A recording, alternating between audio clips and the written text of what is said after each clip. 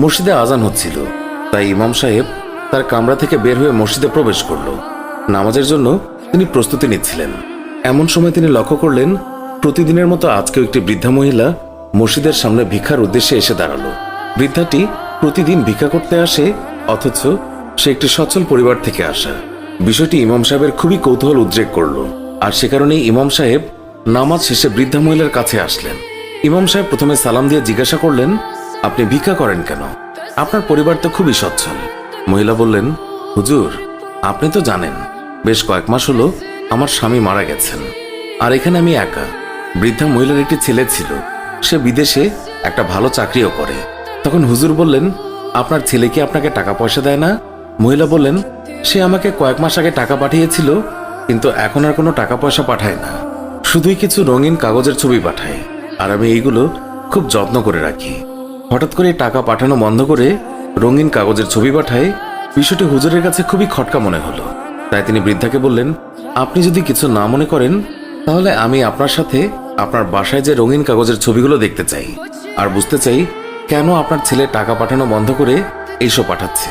বৃদ্ধা মহিলা তখন হুজুরকে বাসায় নিয়ে গেলেন আর রঙিন কাগজের ছবিগুলো দেখালেন।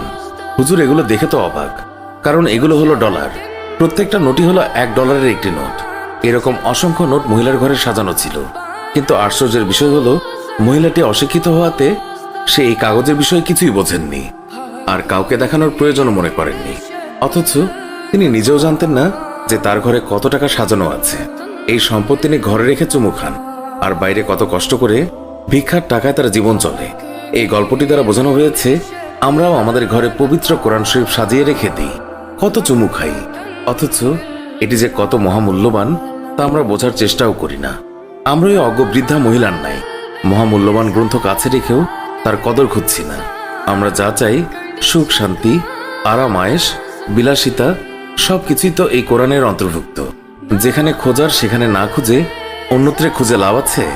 পবিত্র কোরআনের হক হচ্ছে এটা পড়া, এটার অর্থ বোঝা এবং মানে খোঁজা। এটাকে ঘরের শেলফে সাজিয়ে না রেখে এটাকে পড়া। এটা আল্লাহ তাআলার বিধান, পবিত্র গ্রন্থ, সমগ্র মানব জাতির জন্য হেদায়েত স্বরূপ। আমরা যেন ওই বৃদ্ধা মহিলার মতো না হই। সে তো নির্বোধের মতো ঘরে ডলার রেখে বাইরে ভিক্ষা করে। সে কি জানতো এটা কত মূল্যবান অর্থ? আমরা তো ওনার থেকেও শিক্ষা নিতে পারি। কেন আমরা পবিত্র কোরআন ঘরে সাজিয়ে রাখবো? এটার কি কোনো হক নেই? আছে, যা আমাদের বোঝা উচিত। আশা করি আল্লাহ তাআলা যেন আমাদেরকে এইসব বোঝার তৌফিক দেন। আমরা যেন কোরআনের যথাযথ হক আদায় করতে পারি এবং নিজেকে সেই হিসাবে গড়ে তুলতে পারি। আমিন। মসজিদে আজান হচ্ছিল, তাই ইমাম সাহেব তার কামরা থেকে বের হয়ে মসজিদে প্রবেশ করল। নামাজের জন্য তিনি প্রস্তুতি নিচ্ছিলেন। এমন সময় তিনি লক্ষ্য করলেন প্রতিদিনের মতো আজকেও একটি বৃদ্ধা মহিলা মসজিদের সামনে ভিক্ষার উদ্দেশ্যে এসে দাঁড়ালো। বৃদ্ধাটি প্রতিদিন ভিক্ষা করতে আসে, অথচ সে একটি সচ্ছল পরিবার থেকে আসা। বিষয়টি ইমাম সাহেবের খুবই কৌতূহল উদ্রেক করল, আর সে কারণেই ইমাম সাহেব নামাজ শেষে বৃদ্ধা মহিলার কাছে আসলেন। ইমাম সাহেব প্রথমে সালাম দিয়ে জিজ্ঞাসা করলেন, আপনি ভিক্ষা করেন কেন? আপনার পরিবার তো খুবই সচ্ছল। মহিলা বললেন, হুজুর, আপনি তো জানেন বেশ কয়েক মাস হলো আমার স্বামী মারা গেছেন, আর এখানে আমি একা। বৃদ্ধা মহিলার একটি ছেলে ছিল, সে বিদেশে একটা ভালো চাকরিও করে। তখন হুজুর বললেন, আপনার ছেলে কি আপনাকে টাকা পয়সা দেয় না?